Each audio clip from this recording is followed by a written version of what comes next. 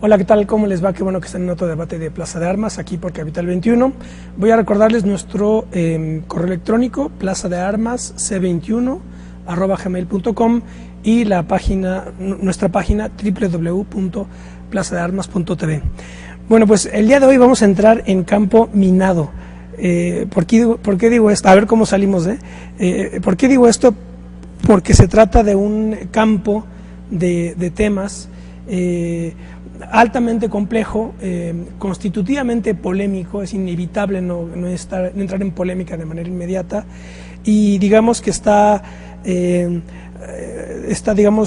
imantado ideológicamente con mucha densidad. Es decir, inmediatamente tú tomas una posición y entonces los antagonismos se dibujan, se polarizan las posiciones, y al parecer la gente tiene claro todo, y bueno, vamos a ver si esa claridad es real. El campo es, se demarca según las relaciones que hay entre ética, moral, derecho y la persona, o el cuerpo, más bien el cuerpo. Ética, moral, derecho y el cuerpo. Y dentro de este marco global es donde se dan los temas que aquí ya verán, vamos a ver si, vaya que son polémicos, temas como aborto, eutanasia, pena capital, donación de órganos, clonación. A eso me refería, porque es tan delicado y es un campo minado. Inmediatamente ya hablar de aborto o de eutanasia implica ya muchísimas cuestiones. Para hablar sobre estos temas, tengo el gusto de presentar a mi querido amigo Omar Sánchez Molina. Hola, Omar. Hola Ismael, ¿cómo estás? Mucho gusto, gracias. Qué bueno que estás aquí, Omar. También está con nosotros Miguel Morales Lizárraga. Hola, Miguel. ¿Qué tal? Buenas tardes. Mucho gusto estar aquí.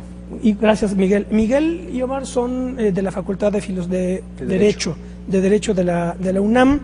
Ambos vienen del posgrado de Filosofía del Derecho.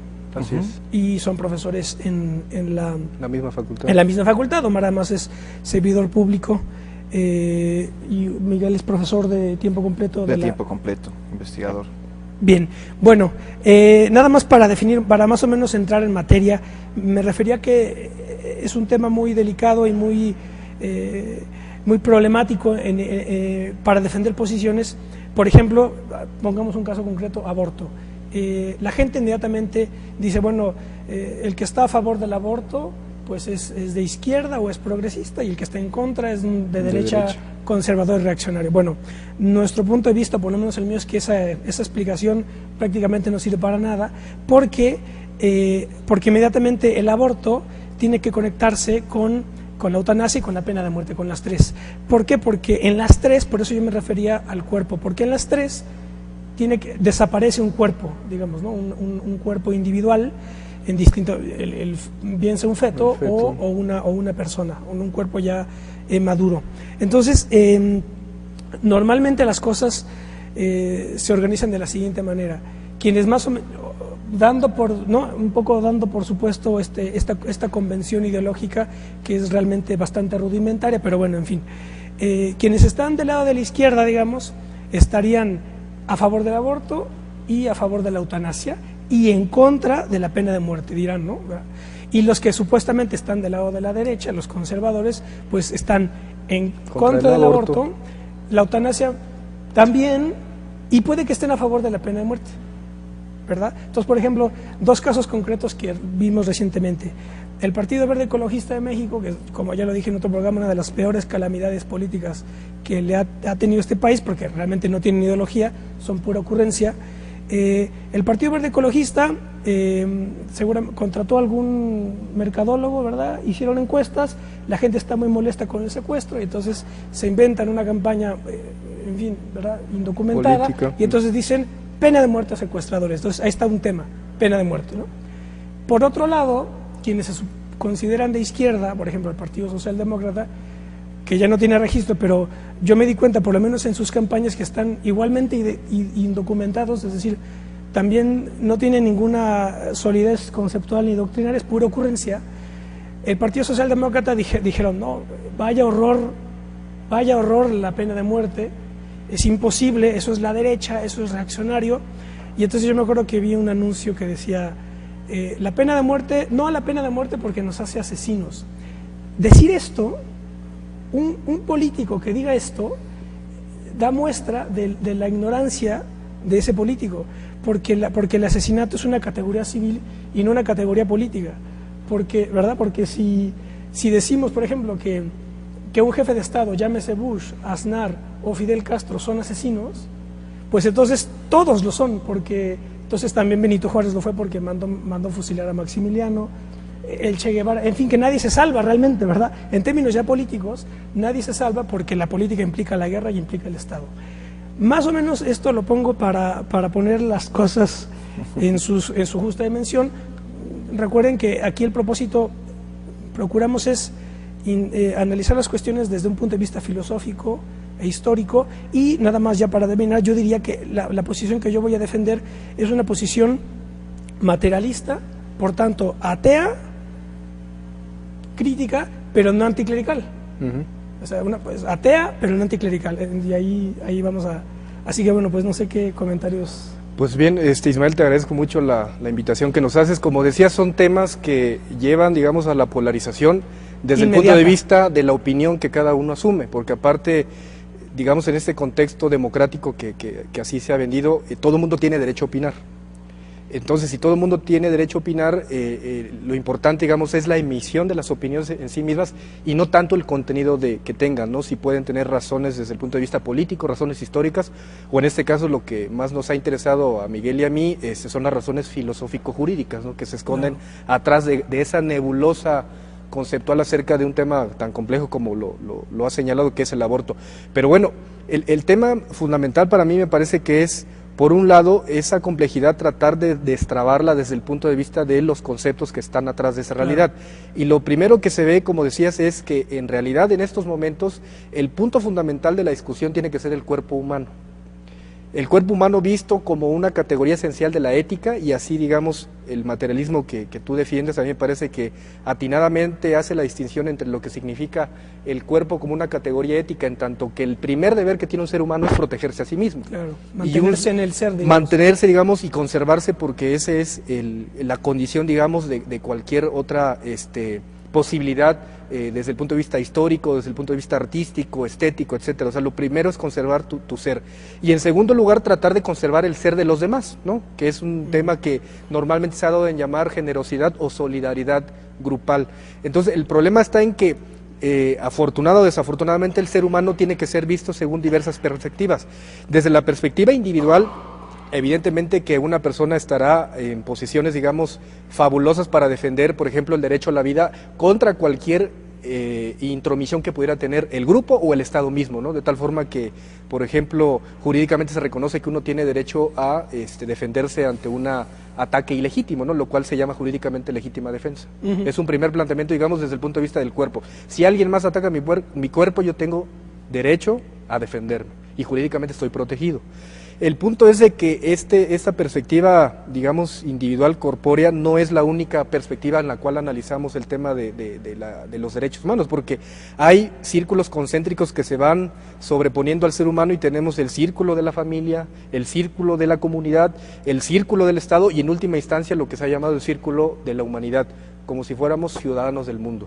Entonces, cada una de esas perspectivas tiene complementos, pero también tiene muchos antagonismos. Planteabas, por ejemplo, el caso específico de que la mayoría de los países han históricamente permitido la pena de muerte.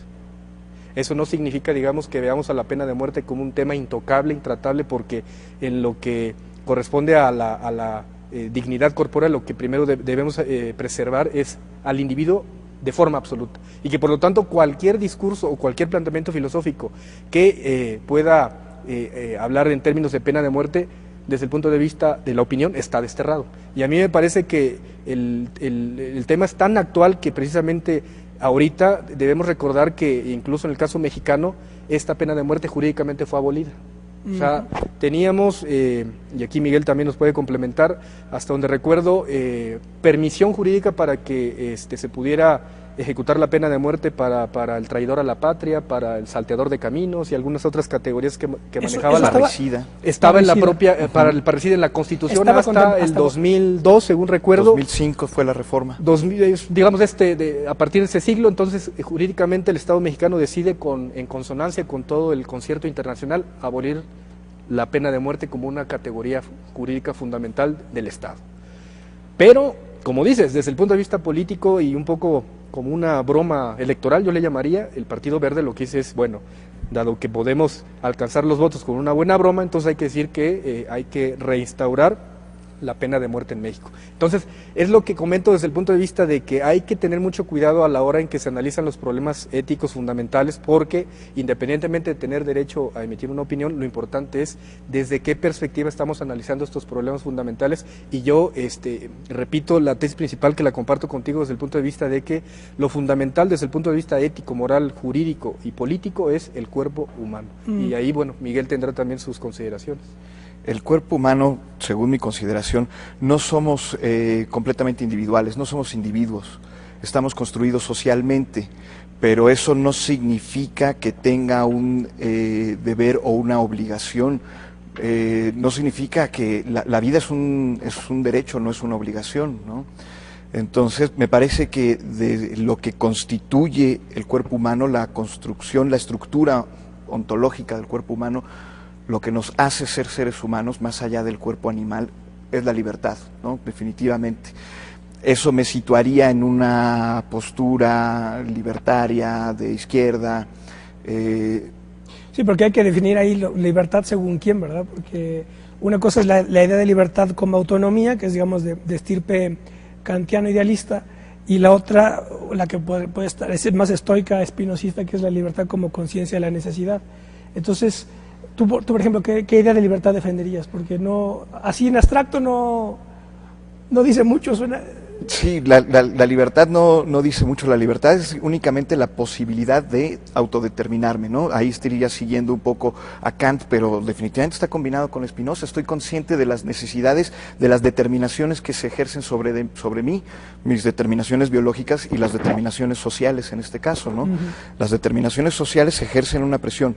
No soy un ser indeterminado, soy un ser determinado, pero determinable y, sobre todo, autodeterminable. Y me parece que cualquier perspectiva que aborde estos temas controversiales debe tomar en cuenta eso, ¿sí? Debe tomar en cuenta que el ser humano se autodetermina, que está determinado, pero que puede determinarse. Y a partir de esa perspectiva, siempre... El dilema tiene que aterrizarse siempre en los casos concretos. Eso nos deja que la generalidad y abstracción de una ley sobre el aborto, sobre la eutanasia, tiene que ser de tal forma que incluya la posibilidad, no que la excluya, y que entonces se deje al caso concreto la decisión en el concurso social, no solo del individuo, principalmente del individuo en el caso de la intimidad del cuerpo, pero se deja al concurso social la decisión de si en ese caso concreto se preferencia una postura u otra, ¿sí?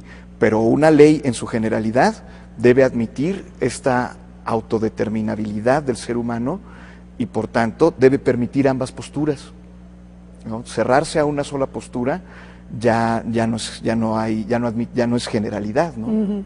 Entonces, sí, yo creo que lo que comenta Miguel al final del concepto de libertad es precisamente entender la libertad desde la perspectiva, digamos, del individuo, ¿no? Que sería la libertad absoluta respecto a cualquier injerencia, ¿no? Y en ese sentido ha habido diversas formulaciones jurídicas respecto de que cualquier intervención que haga la sociedad civil o el Estado en contra de esa libertad del individuo es jurídica y moralmente ilegítima. A mí me parece que hay que tener mucho cuidado con eso, porque la perspectiva concéntrica del individuo, digamos, es sobrepasada en alguna medida por la perspectiva de la sociedad civil.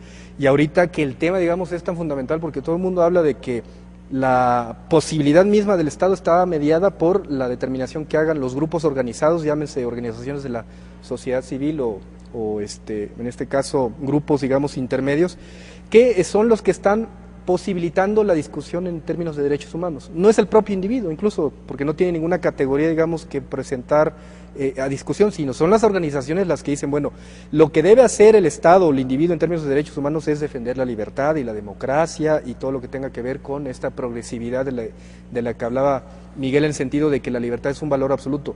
Pero a mí me parece que estos dos elementos, si bien pueden ser complementarios, también pueden ser antagónicos, porque no necesariamente los individuos comparten desde el punto de vista ideológico la visión de las organizaciones de la sociedad civil.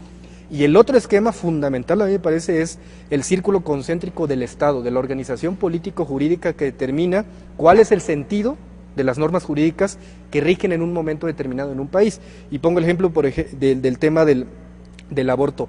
En este caso, el Distrito Federal ha decidido que las mujeres tengan una permisión para abortar hasta las 12 semanas. Esta categoría, digamos, desde el punto de vista jurídico es fundamental porque es la razón de Estado. Y la razón del individuo estará en el sentido de que puede ejercer esa libertad y las organizaciones de la sociedad civil sumarse o no a ese planteamiento. Pero son tres elementos o tres rubros de discusión que hay que tener mucho cuidado para, por ejemplo, hablar de la libertad. La libertad según el individuo, la libertad según la sociedad civil o la libertad según el Estado, ¿no? Y el tema que a mí se me ha hecho muy complejo desde el punto de vista que ha sido lo tradicional es que la libertad y los derechos humanos son siempre la libertad según el propio individuo, según la humanidad, pero es un concepto abstracto, formal, que no aterriza las soluciones a los problemas concretos de los que hablaba Miguel. Comentamos que el tema fundamental era el cuerpo humano. Ya desde el punto de vista filosófico histórico, San Agustín hizo la decisión fundamental cuando decía que el cuerpo era la residencia de la maldad humana y que por lo tanto veníamos al mundo para tratar de redimir y encontrar en el mundo, digamos, divino, la perfección que en el origen, cuando somos lanzados al mundo, carnalmente somos incitamente pecadores. A mí me parece que eso, desde el punto de vista de los derechos humanos, abre la discusión precisamente entre los derechos del alma o los derechos de la conciencia, y entonces todo el mundo tiene derecho a pensar lo que quiera, todo el mundo tiene derecho a escribir sobre lo que quiera, y los derechos de estirpe corporal, que tienen que ver precisamente con el derecho a la nutrición, con el derecho al deporte y con otros elementos que están vinculados con el cuerpo como tal. Pero como comento, hay que distinguir la libertad según estas perspectivas y encuadrar que en el momento en que estamos viviendo los derechos humanos son un concepto totalmente abstracto, que no tienen concreción con estos otros elementos, porque son los derechos humanos según el capitalismo liberal y según los derechos humanos de la democracia, que han estado siendo impuestos incluso aún en contra de la voluntad de los propios estados. En este momento, déjenme ponerlo de otra forma, nadie podría pensar, digamos, en que está en contra de esta categoría occidental de los derechos humanos, porque inmediatamente va a ser tachado de antidemocrático, lo cual, digamos, ya es otra discusión que quizá valga la pena insistir, ¿no? Pero ese es un poco mi planteamiento, la libertad según qué categoría, desde el individuo, la sociedad civil o el propio Estado. Aquí yo introduciría la cuestión relativa a la diferencia, digamos, entre la norma ética, la norma moral y la norma jurídica, porque hay una interpretación, bueno, esta es desde las coordenadas que yo manejo, hay una interpretación que considera que, digamos, que la ética es el estudio de la moral. Pero a mí me parece que eso, digamos, impide ver la naturaleza práctica de una y de otra. O sea, la ética es tan práctica como la moral. Y no se diga la jurídica, de tal suerte que aquí la diferenciación fundamental me parece que, o yo diría que es esta. Las tres normas, la jurídica, la moral y la ética, regulan las relaciones entre el todo y la parte. En este caso, el todo es un grupo y la parte el individuo.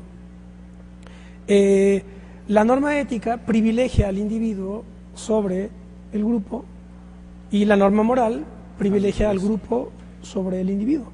Y entonces, por ejemplo, los derechos humanos es el ejemplo clásico de una norma ética porque privilegia al individuo al margen de cualquier grupo al que sea susceptible de pertenecer.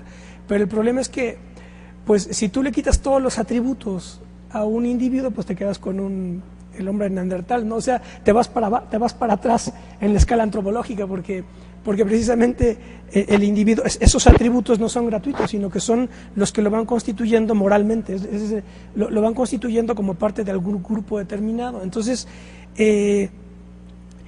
y Y bueno, y la norma jurídica pues es la que evidentemente circunscrita a un estado político determinado, regula las contradicciones entre la ética y la moral, porque por ejemplo, pues si por criterio ético un estado dice, yo abro las fronteras a todo por derechos humanos, voy a abrir las fronteras a todo inmigrante, porque todos somos, ¿verdad?, ciudadanos del mundo. Es allí, independientemente de si sea de color X, Y o Z, de la religión X, Y o Z, lo que sea, derechos humanos, bien. Eso evidentemente desde el punto de vista ético está justificado, porque se privilegia al individuo respecto de cualquier tipo de grupo, pero desde el punto de vista moral empieza a haber el problema, porque por ejemplo, si ese individuo, por eso es decir, por eso tiene tantos límites, digamos, los derechos humanos, porque en el momento en que ese individuo entra a un estado y ese individuo pues es musulmán si es musulmán, por ejemplo, pues ya entra en contradicción total con los católicos, o si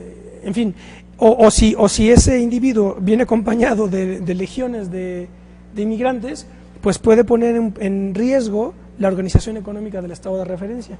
Lo que quiero decir es que siempre entre la ética y la moral siempre hay contradicciones, siempre habrá contradicciones, y el que las tiene que regular es la norma jurídica, el derecho, la política. Así es. A mí me parece que no es del todo así, o por lo menos en la tradición moderna ha sido así, pero el cambiar la perspectiva de la tradición moderna a una pues como se le llama actualmente, ¿no?, una tradición posmoderna, bueno, no sería una tradición porque es nueva, es novedosa. Pero ¿cuál es posmoderna? Una perspectiva posmoderna que no está basada en la ética como estudio de la moral, y que no hay contradicción entre moral y ética, porque esta perspectiva no ve a la ética como nada más como individual y a la moral como social. Ambas, ética y moral, son tanto individual como social, ambas. Desde el momento en que el individuo no es individuo, no somos individuos, bueno, el cuerpo es indiviso, ¿no? No lo podemos dividir, pero mi propia personalidad como individuo, mi yo, como diría Freud, no lo construyo yo solito, no vengo al mundo por generación espontánea, está construido socialmente, ¿sí? Entonces, mi propia ética, en esta perspectiva moderna, mi propia ética individual es una construcción social, ¿sí? Interiorizo las normas morales para yo poder decidir individualmente, ¿no? Entonces, a mí me parece que la ética sería, estamos actualmente, algunos pensadores están equiparando ética con ontología, específicamente para el caso humano, ¿no? La ética es la ontología del hombre. ¿Cuál es el ser del ser humano? El ser del ser humano es un ser construido socialmente, y esa construcción social es una condición de posibilidad de la moral, ¿no? Entonces la ética sería la condición de posibilidad de la moral. La ética igual a libertad, que es la esencia del ser humano, no la razón como se pensaba por allá. No somos animales racionales, somos animales determinables, autodeterminables. Esa es la condición de posibilidad de toda moral, del sentimiento moral. Y eso es muy bonito porque da la posibilidad de toda la gran diversidad de posturas, ¿no? De pensamientos. Sí, diversidad de posturas que desafortunadamente lleva, digamos, a una contradicción al propio concepto de derechos humanos. ¿A qué quiero decir con esto? De que se ha vendido el concepto moderno de derechos humanos como un concepto absoluto, que no tiene ninguna limitante, que puedo trasladarme incluso corporalmente con mi idea de derechos humanos a cualquier parte del mundo. Y lo acabamos de vivir en el país, con el tema de la nueva visa que solicita la nación canadiense, ¿no? Déjame hacer un corte, Omar, y nos dejamos con ese tema de la visa. Vamos a hacer un corte y estamos de vuelta con ustedes.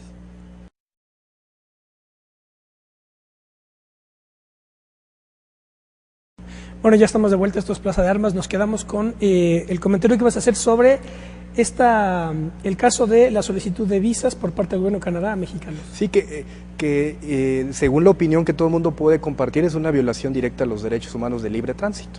¿Por qué? Porque lo que está en juego, digamos, desde el punto de vista individual, es de que tengo derecho absoluto a trasladarme a cualquier parte del mundo sin ningún salvoconducto. Y la verdad es que hay normas, como decías, que están determinadas desde el punto de vista de la participación del individuo en grupos, ya sean grupos étnicos o grupos nacionales. En este caso, creo que Canadá tiene con toda razón posibilidades jurídicas de imponer visado por condiciones ya sea de seguridad nacional o por alguna cuestión de carácter económico, financiero, como sucede en cualquier otra parte del mundo, y eso no quiere decir que Canadá esté actuando mal, porque muchas naciones del mundo piden visa. Entonces ese es el tema, digamos, desde el punto de vista de la ética y los derechos humanos, que normalmente hay una carga emotiva muy importante del concepto, ¿no? O sea, hablar de derechos humanos está muy bien, hablar de tortura está muy mal. Entonces cuando hablas de tortura te metes en un terreno sumamente complicado. Yo recuerdo la postura, digamos, de un abogado estadounidense, líder de opinión pública, que ha planteado directamente que debe haber autorización jurídica para que en algunos determinados casos los agentes de la ley tengan posibilidad de ejercer, le llaman eufemísticamente presión física moderada, en contra de terroristas. ¿Por qué? Porque lo que está en juego, dicen, es la prevención de la posibilidad misma de un Estado, ¿no? Trátese de Israel, de Alemania, de Francia o de cualquier potencia occidental, digamos, grande. Esto no quiere decir, digamos, que otra vez Alemania o Francia o Estados Unidos o Israel estén actuando mal según el punto de vista ético. Lo que me parece es que están actuando según las coordenadas del Estado, según la razón jurídica estatal, y que evidentemente hay una contraposición con lo que plantea la norma ética. Pero esto no nos debe llevar a pensar que cualquier, digamos, planteamiento o incluso cualquier decisión jurídica que restrinja los derechos desde el punto de vista ético es mala en sí misma. Porque otra vez entramos en el terreno de que cualquier intromisión al cuerpo humano, al individuo, será ilegítima porque la democracia moderna así nos lo ha vendido. Y planteaba, como comentabas, el tema de la visa, porque es un caso que recientemente hemos resentido. Teníamos, digamos, una expectativa de que esto se mantuviera a lo largo del tiempo, pero debemos recordar que precisamente la maleabilidad de las sociedades va determinando rumbos que pueden variar en el tiempo, de tal forma que quizá al rato Canadá ya no requiera el visado a los ciudadanos mexicanos. Todavía se mantiene el visado. Todavía se mantiene y yo creo que en el largo plazo va a haber, digamos, una dinámica de acomodamiento interno en los procesos para que al final Canadá pueda recapacitar su posición.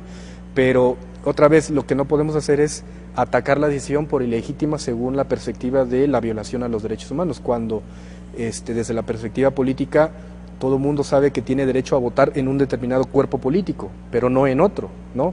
Desde el punto de vista del asilo político sabe uno que es un derecho que la sociedad que pueda otorgarlo tiene facultad o no, o sea, es totalmente contingente respecto a la decisión del individuo de solicitar y que le sea concedido forzosamente el asilo político. Lo mismo pasa con otros muchos derechos, que desafortunadamente ahí sí me parece que hay una franca violación de la ética y que no tiene ninguna razón desde el punto de vista político jurídico, como es el caso reciente de Irán, de que acaban de autorizar una ley para permitir que otra vez los agentes públicos puedan, y la sociedad misma, a la adúltera, ¿no? Apedrearla, porque esa es la sanción que se establece en esta nación. A mí me parece que ahí sí la comunidad internacional tendría que organizarse y exigir que se haga esa contención de una violación francamente que atenta contra cualquier norma ética y que puedes encontrar otras razones, digamos, ejemplares de castigo, menos primitivas, diría yo, ¿no? Aunque también entramos en un terreno, aceptando la que pena, ¿no? Castigo, si la pena puede ser o no. Y también aceptando que hay primitivos y hay civilizados, ¿no? Y desde el punto de vista de quién distingue quién es el primitivo y quién es el civilizado, ¿no? Exacto, que eso nos lleva, digamos, a un tema evidentemente de axiología jurídica, porque tendemos a hacer comparaciones de que esta sociedad moderna es mejor que la otra, ¿no? O sea, según el parámetro de los derechos humanos, vamos a poner un ejemplo, Finlandia es mucho mejor que Cuba, ¿no? Hacemos comparaciones axiológicas, pero lo que dice Miguel es cierto, es la perspectiva del relativismo cultural según la cual no hay posibilidad de medir, ¿no?, el comportamiento ético y moral, porque siempre va mediado por el punto de referencia del que se esté hablando, ¿no? Pero esto, digamos, es también otra discusión que ameritaría plantear qué tanta viabilidad tiene este relativismo, porque a lo único que nos lleva es otra vez al punto de inicio. Tengo derecho a opinar y a creer en lo que yo quiera, mientras tanto, digamos, nadie se meta con esta opinión. Y repito, hay otros muchos temas que quisiera seguir abordando desde la perspectiva, como lo has planteado, de esta contradicción que puede haber desde el punto de vista práctico, porque el taxista habla de ética, ¿no? O sea, dice, es que ese doctor no actuó con ética cuando dejó la tijera en el estómago de su paciente, ¿no? Eso no va con la medicina.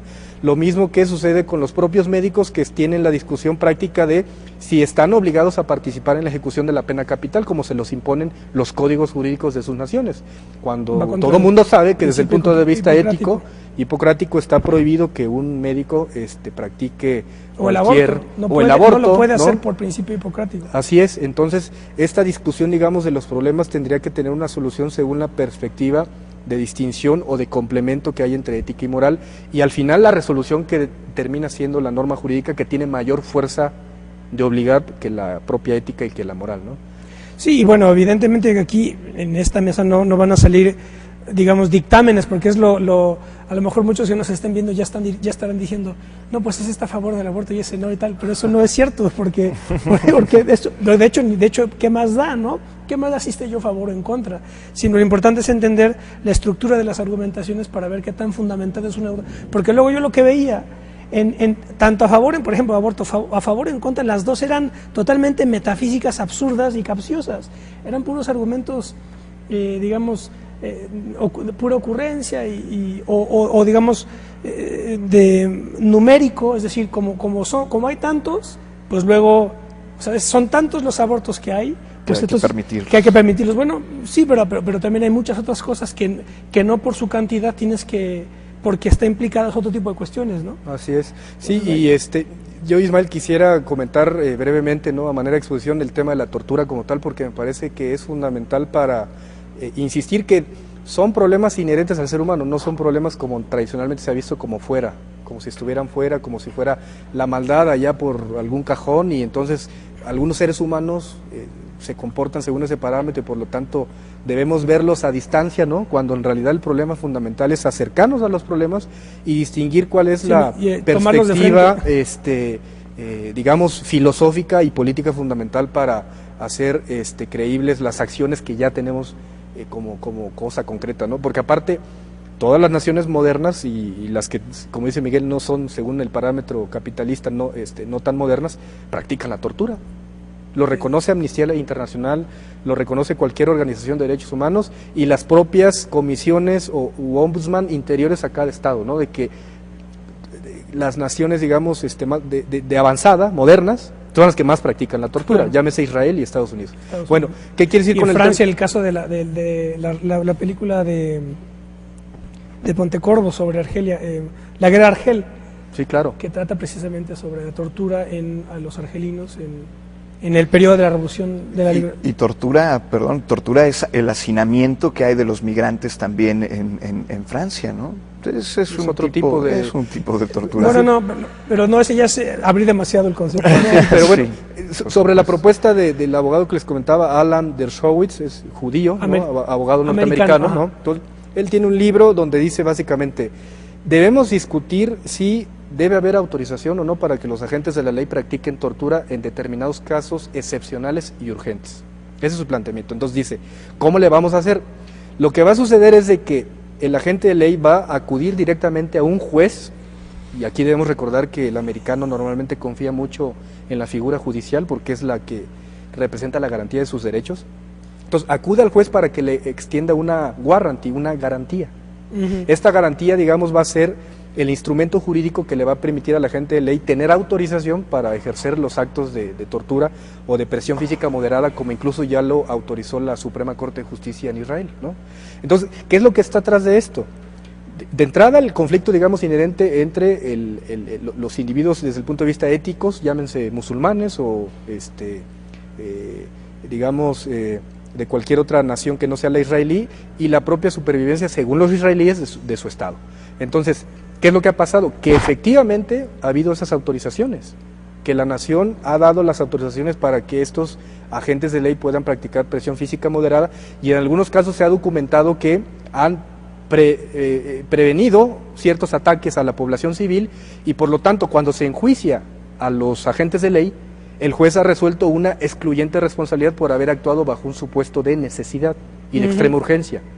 Entonces, este problema fundamental que parece, digamos, muy escabroso o que políticamente es pero incorrecto. Todos lo son, ¿no? Todo Todos, mundo, si digamos, los llevas a límites, lo son. hacen eso, y en última instancia lo que nos lleva es al conflicto fundamental que comentábamos entre cuerpos. El cuerpo, digamos, individual, contra otro cuerpo individual, como sucede con la legítima defensa. Entonces todo el mundo razona que la legítima defensa es justa porque lo que está en juego es mi propia supervivencia como cuerpo. Entonces lo mismo pasa con Israel, cuando Israel plantea su propia supervivencia y puede arrogar, ¿no?, una facultad para sus agentes de ley en términos de una prevención de un ataque terrorista. Y lo mismo, como dices, han hecho diversas naciones. Entonces, lo que tenemos que discutir es cómo funciona el sistema jurídico o la norma jurídica en particular para poder autorizar o no estos planteamientos que se están realizando. Y yo te comento, si esto en este momento lo discutimos aquí en México, inmediatamente empezará el principal argumento que es una violación directa a los derechos humanos, de dignidad y de seguridad jurídica según la normativa constitucional y según la normativa internacional que prohíbe cualquier trato cruel, denigrante o discriminatorio contra los seres humanos, ¿no? Ahora, por ejemplo, en la Ciudad de México ya hubo despenalización del aborto, ¿no? Y también está ya la de la ley de la eutanasia. Está en discusión, de hecho, está en parte discusión, de los todavía no sé. dictámenes, ¿no?, en que quizá la próxima legislatura ya tenga que positivizar, ¿no?, o sea, llevar a una vigencia esta ley que permita tener lo que se ha denominado coloquialmente como la ortotanasia también, es decir, la correcta muerte o la eutanasia en términos generales. Sí, y aquí hay una contradicción filosófica fundamental, o sea, la muerte no puede ser buena, según entiendo, ¿no?, porque toda muerte es un proceso natural y en este sentido habría que hablar más bien del fallecimiento como una categoría distinta de la muerte. La muerte es biológica, pero el fallecimiento sí es una categoría humana, ¿no? Entonces, ¿qué distinción hay tan fundamental entre poder acabar con el cuerpo, ¿no?, porque el cuerpo puede ser pensado como un cuerpo sin vida, y aquí volvemos al tema fundamental de lo que planteaba la separación de cuerpo y alma, o bien hablar de que pueda haber conciencias, ¿no? Bueno, vidas, pero ahí aceptando esa distinción, alma-cuerpo. Claro, pero repito, es algo que desde tradicionalmente... mi punto de vista es inadmisible, pero sigue siendo latente, Ismael, porque... Es el dualismo que permite pensar que alguien es dueño de su cuerpo, pero ese argumento, por ejemplo, que es utilizado por los feministas, pero puede ser utilizado por quien sea, que es dueño de su cuerpo, implica que hay un alma, ¿verdad?, que es la que ostenta la titularidad de ese cuerpo. Digamos, está en San Agustín y después en Descartes, pero desde un punto de vista materialista es inadmisible porque no hay alma que sea dueña del cuerpo, sino que más bien yo soy mi cuerpo, no soy dueño de mi cuerpo, yo soy él. Por tanto, cualquier cosa que le haga a mi cuerpo, me la estoy haciendo a mí mismo, no puedes separarlo. Así es, y bueno, plantear la distinción así, lo que viene a continuación es un tema ya muy proyectado al futuro, que es de esta distinción, digamos, entre cuerpo y alma, y aceptando que haya o no una decisión entre el mismo, que es precisamente la biogenética como el campo también fundamental ético de la proyección hacia el futuro. ¿Por qué? Porque la sensación actual, digamos, en términos éticos y en términos jurídicos, es de que se nos va a escapar o va a salir fuera de control la bioética y la biogenética en general. ¿A qué me refiero? Jurídicamente ya está, incluso a nivel federal, reconocido que no podemos tratar genéticamente con el cuerpo humano. Con los demás organismos sí. Pero entonces aquí lo que me parece contradictorio es ¿por qué rechazar la posibilidad de que trates genéticamente con el cuerpo humano si lo que estamos discutiendo es o el cuerpo humano es lo que determina la naturaleza del hombre o está más allá de esta naturaleza? Entonces la ley lo que dice primero es de que el cuerpo humano no puede ser tratado como una categoría de análisis genético porque lo que estaría es en riesgo, digamos, la propia viabilidad del ser humano. No sé si me explico. Entonces, parece ser, repito, que las cosas están saliendo de control, ¿no? Es un proceso de biologización del ser humano que nos da terror, porque al rato lo que va a pasar es de que podemos segmentar el cuerpo de tal forma que pueda, si así lo convienen dos individuos, trasladar un hígado hacia otro cuerpo, ¿no? Y eso se llama técnicamente un trasplante, que ya está... Pero ya tienen lugar. Ya tienen lugar. Ya tienen lugar desde el punto de vista, repito, en que la biogenética va a permitir, como lo ha permitido hacer trasplantes de caras, trasplantes de hígados o trasplante de cualquier otro cuerpo. Vamos a hacer otro corte y nos quedamos con este tema.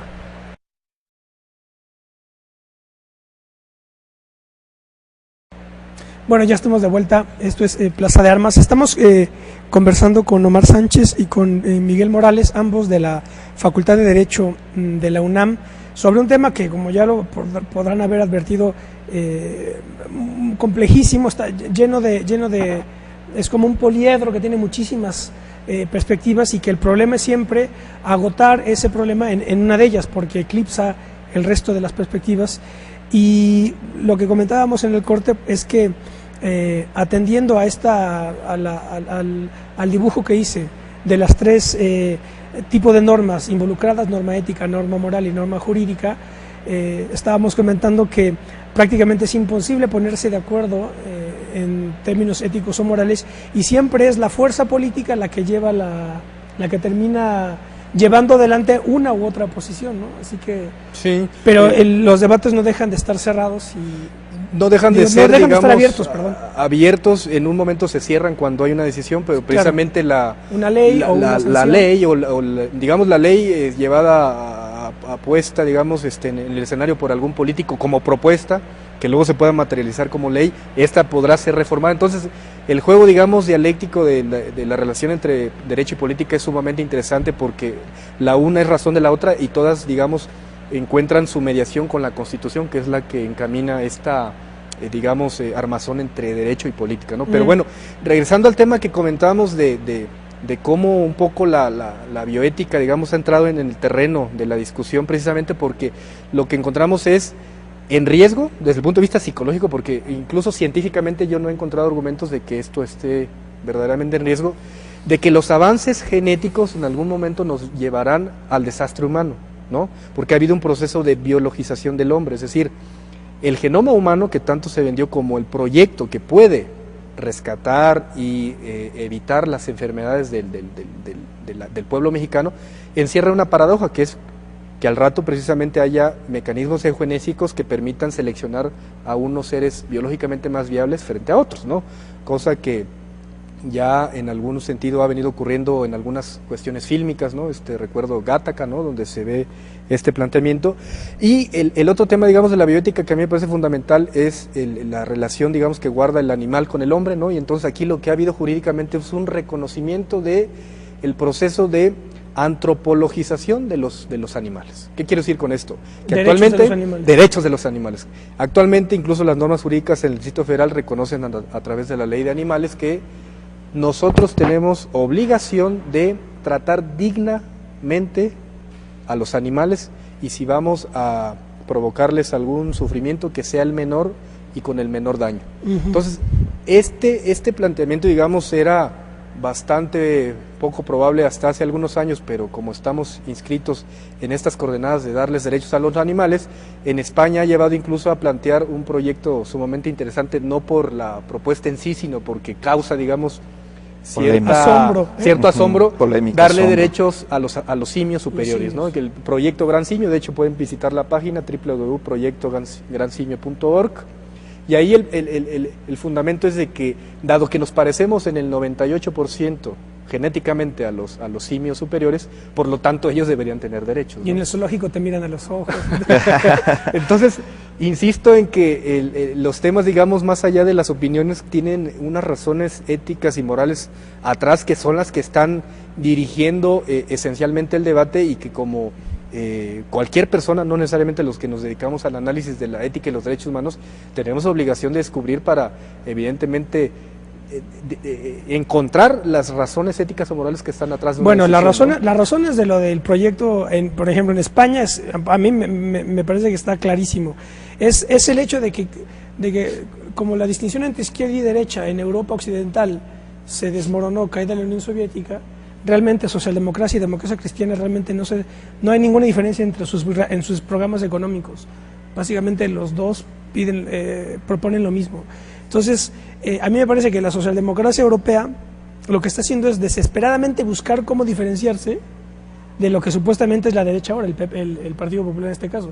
Y entonces le abren la puerta a cualquier alternativa que, por más estrafalaria que suene, cuanto más estrafalaria mejor, porque entonces ellos argumentan que es lo defenderán como algo libertario, ¿verdad? Como progresista. Algo progresista de una emancipación, pero lo que yo estoy viendo, no sé si ustedes qué pensarán, pero me parece que hay una tendencia muy acusada de posguerra, digo, después de la Segunda Guerra Mundial, pero sobre todo después de la caída de la Unión Soviética, consistente, sobre todo llevado de la mano de aquellos que ya perdieron las coordenadas, digamos, de la izquierda real socialista, ¿verdad?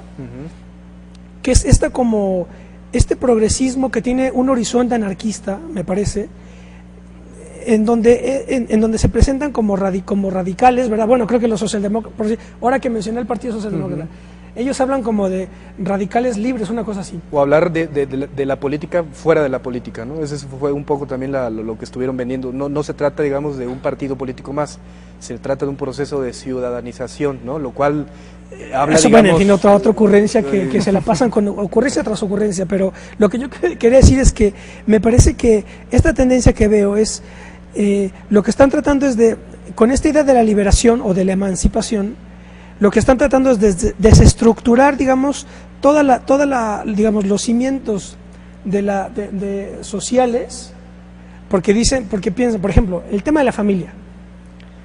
La gente piensa que la familia piensan que es una cuestión de la Iglesia Católica, cuando es un absurdo absoluto, porque familias había en los persas, en los mayas, en todos lados ha habido familia, o sea, que no es un invento de la Iglesia Católica, en absoluto, ¿verdad? Familia es manada humana. Claro, ¿no? Digo, en términos así muy crudos, muy sociológicos. Es procreación, ¿no? Es posibilidad de la reproducción de la especie humana. Y siempre hay hombre y mujer en la familia. Y esto no lo dice la Iglesia, lo dice cualquier antropólogo clásico, ¿verdad? Livistros, de ahí las relaciones elementales de parentesco, no tiene nada que ver con la Iglesia Católica. Pero entonces, estas posiciones, digamos, indoctas, progresistas, europeas, lo que están llevando es como quieren desestructurar todo, pero lo que están haciendo es ir hacia estados antropológicos anteriores. Sí, claro, no hay un avance. Ya no hay nada, con tal de emanciparse, ¿verdad? Ahora dices, ¿emanciparte de qué? Sí. ¿Y emanciparte para qué? Romper, digamos, con el modelo de la familia monárquica, ¿no? Porque, aparte el planteamiento es muy interesante, porque el papá es como el gran rey, digamos, del imperio, ¿no? Y todos los demás son sus súbditos. Entonces, un planteamiento desde este punto de vista progresista sería terminar con este estigma del papá como el gran, digamos, dictador de la familia, y por lo tanto, la familia como el punto, digamos, de rompimiento, de afirmación al final del individuo y de sus categorías liberales, ¿no? Lo cual, como dices, es una aberración, porque lo que está en juego de entrada, comento, es la supervivencia de la propia especie en términos biológicos. O sea, no estamos hablando de un invento desde el punto de vista de la Iglesia o de derechas o de izquierdas, sino en sí mismo lo que tiene como fundamento a la familia es la propia reproducción humana, ¿no? Y fenómenos interesantes desde el punto de vista de la contracepción están también ayudando a germinar este digamos, rompimiento de la familia, porque en la medida de lo posible el matrimonio ahora es entendido como el conjunto de dos elementos, de dos átomos, ¿no? Que concurren con una finalidad que la que está en última instancia es la procreación, pero la que se ponen por delante es el conjunto de intereses para gozar de una buena vida, o bien lo que ha llamado últimamente tener una buena calidad de vida, que es un concepto, digamos, que cualquier progresista debe manejar, porque lo contrario está fuera de discusión, ¿no? El concepto tradicional de sobrellevar las cargas de la vida, ¿no? Porque aparte los hijos, desde esta perspectiva, representan un enorme carga al individuo, ¿no? Cuando lo comentaba Miguel al inicio, si vamos a pensar bien las cosas, hay un complemento entre individuo y sociedad, y por lo tanto soy individuo en la medida en que socializo mis expectativas y le doy sentido a mi vida trascendiendo a la sociedad, que era un planteamiento ya aristotélico y hegeliano importante, y que muchos atacarán porque otra vez está en contra de las posibilidades del individuo de decidir su propia vida sin ningún obstáculo o injerencia externa. Yo lo que veo es, lo que está detrás de esta tendencia, que, a ver, no sé si fui claro, es, digamos, lo que podríamos llamar como el armonismo infantil.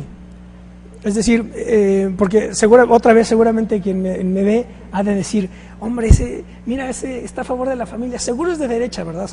Seguramente, pero evidentemente que no, de mí qué más me da, ¿eh? Debes tener 15 sí, hijos. Sí, seguramente va a la iglesia todos los domingos y tal, pero no tiene nada que ver con eso, sino con la crítica a estas, digamos, nuevas ideologías, me parece que son de los últimos 30, 40 años, que tienen un fondo anarquista, pero también un fondo armonista, ilusorio, diría yo.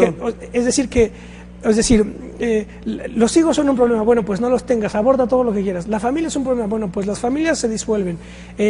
La guerra es, no la guerra, bueno, pues que no haya guerra, ¿no? Paz absoluta.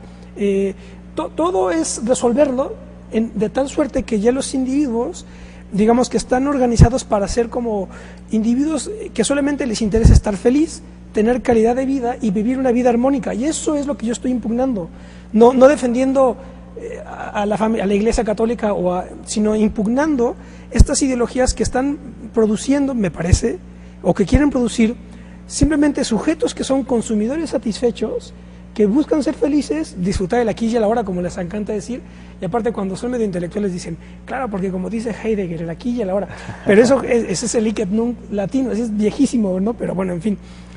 Yo recuerdo una película la vi hace poco de Woody Allen, se llama El Dormilón, que en algún momento es un poco, se excede en la comicidad y es un poco boba, pero es la toma de posición de Woody Allen respecto de las películas futuristas. Entonces es también un tipo que muere en el 73, pero lo congelan y lo resucitan en el 2050, y lo resucita un laboratorio. Supuestamente en ese 2050 viven en una dictadura totalitaria. Entonces, ese laboratorio dice, tenemos que buscar a alguien que esté fuera de esta civilización para que nos pueda salvar. Y entonces la salida fue despertar al dormilón, que es Woody Allen, ¿no? Resucitarlo, ¿no? Resucitarlo, entonces lo resucitan, lo sacan del congelador y ya. Entonces lo empiezan a adoctrinar para que, en efecto, libere de esa dictadura que nunca la nombran, pero dicen que es una dictadura, es como 1984 de Orwell, ¿no? Entonces, Woody Allen, en fin, ya están en 2050 y se cree la idea de que tiene que liberar, y entonces tiene que descubrir un plan o algo así, pero de repente, esto está conectado con lo que quería decir. De repente lo atrapan, digamos, los órganos de seguridad del Estado, lo atrapan y se lo llevan y lo vuelven a indoctrinar en el esquema de de esa sociedad, el esquema totalitario. Totalitaria de 2050. Entonces lo someten, le ponen unos nodos y lo someten a un proceso de conductista para poderlo, ¿no? Bien. Y entonces después del proceso lo meten a prueba. ¿Y en qué consiste la prueba? En una parodia de un certamen de belleza. Entonces tienes a 4 chicas y a Woody Allen. Entonces, digamos, la prueba de fuego para ver si esta persona ya está normalizada y ya puede estar dentro de la sociedad es meterlo en un certamen de belleza. Y entonces le preguntan a Woody Allen, bueno, al personaje, ¿qué harías tú si ganaras el certamen de belleza? Y entonces él diría, bueno, yo estoy a favor de la paz. No, claro, yo lucharía porque en todo el mundo los derechos humanos fueran efectivos para todos, independientemente de cualquier tipo de religión, clase. Raza. Bien, y entonces dicen, perfecto, ya está listo. Esa es la clave, porque dice, bien, ya está listo, sácalo, ya no va a ser un problema. Entonces lo que está diciendo ahí es que la sociedad lo que quiere son individuos, ¿verdad?, no críticos, pero que piensan que el mundo, ¿verdad?, que el mundo está bien, que el mundo es armonioso, diferentes porque el mundo ya gira solito, que el mundo, pero que gira porque es armonioso. Y entonces basta con que yo pues tenga buena voluntad, ¿verdad?, que lo piense y se hará realidad, ¿no? Y que tolere todo lo que vea a mi alcance, ¿verdad? Y entonces que cualquier opinión valga, y ese es lo que yo estoy impugnando. Así es. No tanto defender a la Iglesia Católica o estar a favor o en contra del aborto. Y como comentas, poner los problemas, ¿no? Tomar una perspectiva ya crítica, donde la crítica significa discernimiento de todos esos elementos, porque otra vez comentaba al inicio que nos da un temor terrible plantear estos temas, ¿no? Y yo lo hago no porque sea a favor, evidentemente, de la tortura, de hecho soy uno de los primeros críticos de ella, pero me parece que el tema como hecho, ahí está. Sí, ¿cómo lo Israel practica tortura, Estados Unidos practica tortura, México practica tortura. No es un tema ajeno, es un tema interior a los cuerpos individuales y al cuerpo social mismo. Entonces, si nos es parte, digamos, lo que tenemos que hacer es enfrentarlo directamente y no evadirlo como tradicionalmente hemos hecho.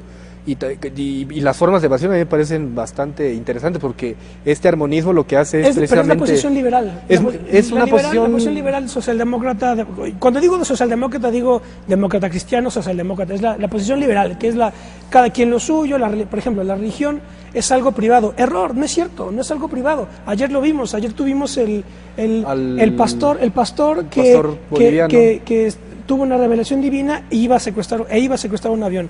Tú no puedes decir que ese hombre reserve para la vida privada las cuestiones religiosas porque pueden afectar a la comunidad. Porque entonces, son trascendentes. Son trascendentes. Entonces la posición liberal, que es la que dice cada quien lo suyo, la religión es una cosa privada, la espiritualidad es una cosa, pues no sirve para nada, porque los problemas fundamentales tienes que tú tomar partido. Pero es que ese es un liberalismo individualista, claro, ¿no? Que piensa que le deja a la autonomía de la voluntad al interior del individuo. La religión es una cuestión de gusto propio, ¿no? Y etcétera, etcétera. Pues no es cierto, ¿no? Como soy un ser social, todo lo que yo haga y piense, siempre y cuando esté inserto en la sociedad, si me voy de ermitaño, pues ya no funciona así. Y todo lo que haga y piense tiene un impacto social, ¿no? Así como hay un impacto ambiental, hay un impacto en mi medio ambiente social todo el tiempo, ¿no? Entonces, desde esa perspectiva, ¿cuál sería, no? Esa sería, no sé, la angustia, el planteamiento que a mí me quedaría.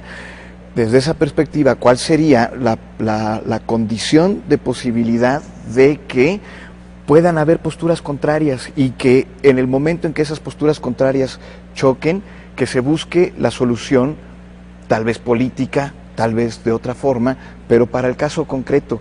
Pero para que eso pueda suceder, no puedo optar por una opción y destruir a la otra, eliminar a la otra. Las incluyo a las dos y ya una vez incluidas, pues ya será cuestión de ver qué sucede en el caso concreto, de momento a momento, cómo se soluciona, ¿no? Sí. Me parece que eso sería la ética, las dos posturas sería la moral, y la solución en el caso concreto ya la da el derecho. Claro, cierra la pinza.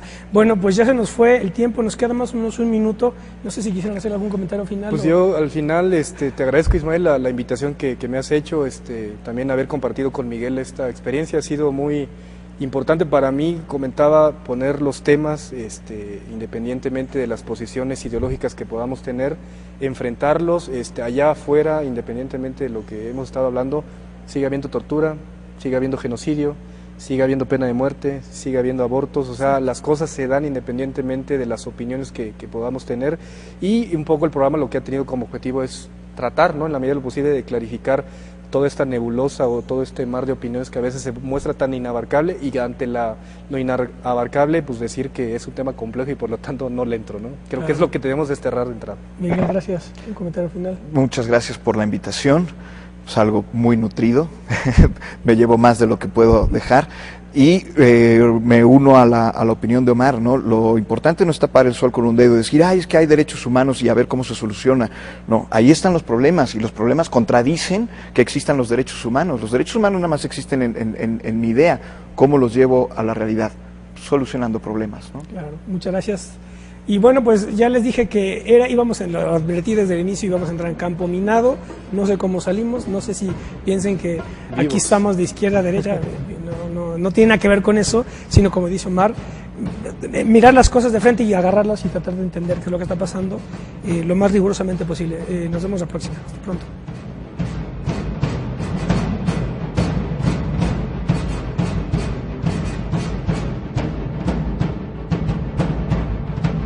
Buenas tardes, mucho gusto estar aquí.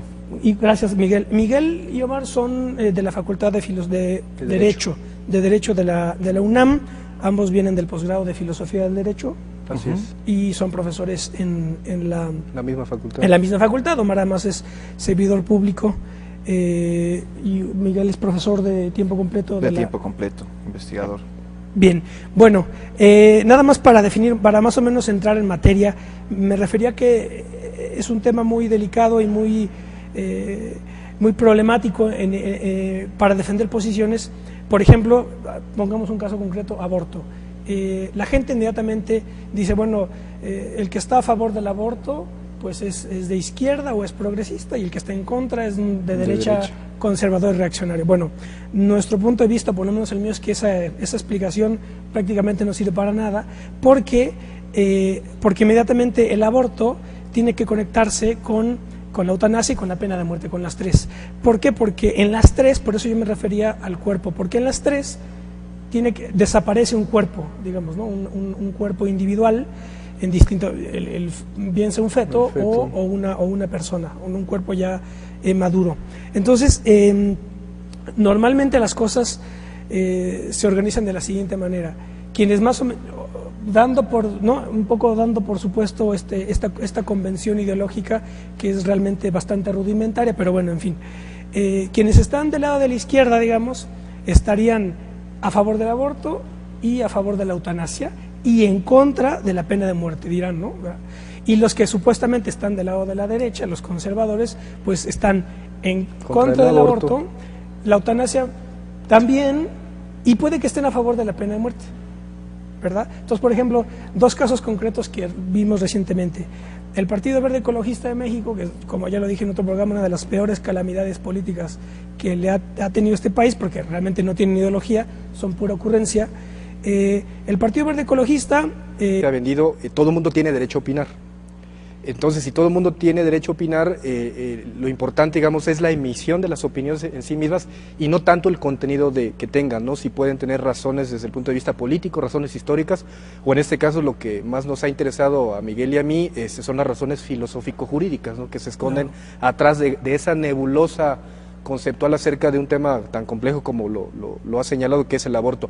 Pero bueno, el tema fundamental para mí me parece que es, por un lado, esa complejidad, tratar de destrabarla desde el punto de vista de los conceptos que están atrás de esa realidad. Y lo primero que se ve, como decías, es que en realidad en estos momentos el punto fundamental de la discusión tiene que ser el cuerpo humano. El cuerpo humano visto como una categoría esencial de la ética, y así, digamos, el materialismo que tú defiendes, a mí me parece que atinadamente hace la distinción entre lo que significa el cuerpo como una categoría ética, en tanto que el primer deber que tiene un ser humano es protegerse a sí mismo. Claro, mantenerse en el ser, digamos. Mantenerse, digamos, y conservarse, porque esa es la condición, digamos, de cualquier otra posibilidad desde el punto de vista histórico, desde el punto de vista artístico, estético, etcétera. O sea, lo primero es conservar tu ser. Y en segundo lugar, tratar de conservar el ser de los demás, ¿no? Que es un tema que normalmente se ha dado en llamar generosidad o solidaridad grupal. Entonces, el problema está en que afortunado o desafortunadamente el ser humano tiene que ser visto según diversas perspectivas.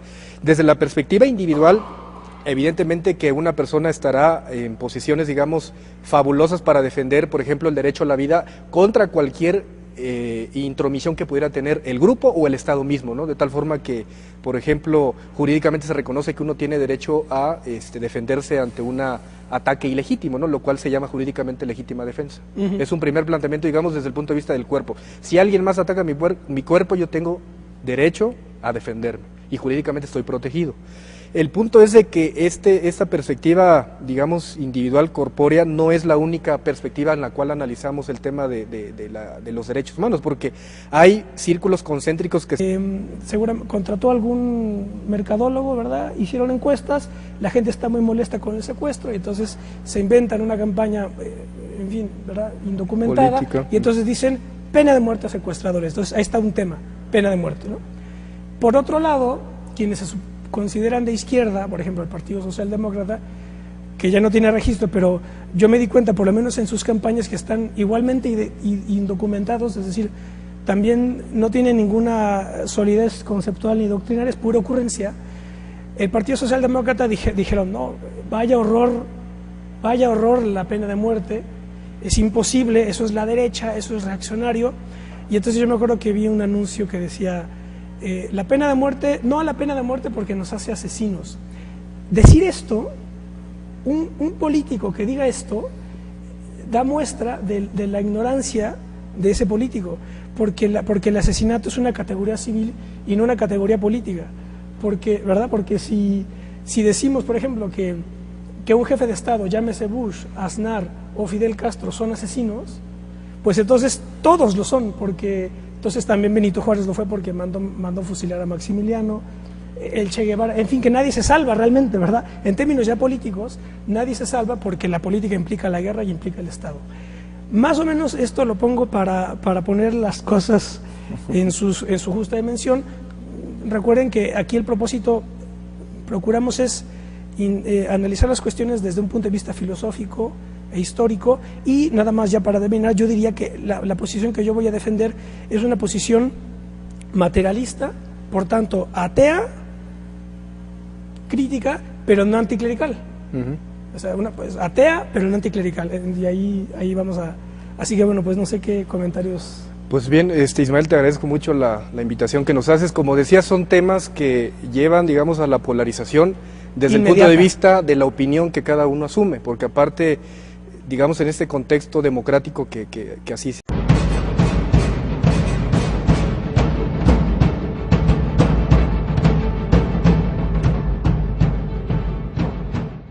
Hola, ¿qué tal? ¿Cómo les va? Qué bueno que están en otro debate de Plaza de Armas, aquí por Capital 21.